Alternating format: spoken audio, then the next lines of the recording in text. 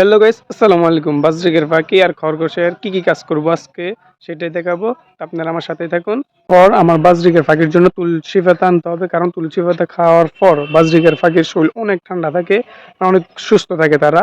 তো আপনাদের যাদের ফাঁকি আছে তারাও এই তুলসী পাতা খাওয়ানোর চেষ্টা করবেন, কারণ এটা অনেক ভালো। আমি এখন তুলসী পাতা গাছ থেকে ছিঁড়ে নিতে আসছি ফাঁকিকে দেওয়ার জন্য। তো দেখেন,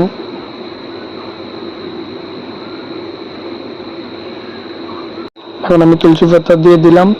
তো তারা রিল্যাক্সে খাবে, খাওয়ার পর তুলসী পাতা খাওয়ার পর মন ভালো হয়ে যায়।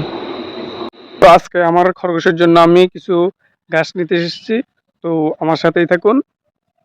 আমার খরগোশগুলো এই গাছগুলা খায় আর কি, এগুলো একটু ভালো খায়, তাই জন্য এগুলোই নিতে এসেছি। তো এখন আমার খরগোশের জন্য ঘাসগুলো কাটা শেষ। দেখেন, বেশি ঘাস কাটি না, এগুলো কাটছি দুইটা। তো এর জন্য হয়ে যাবে, কালকে কালকে পর্যন্ত খাইতে পারবে আশা করি। এখন আমার খরগোশকে আমি এগুলো দিব। আজকের ভিডিওটা এই পর্যন্ত। ভালো লাগলে সাবস্ক্রাইব করে পাশে থাকবেন আর লাইক করে দিবেন।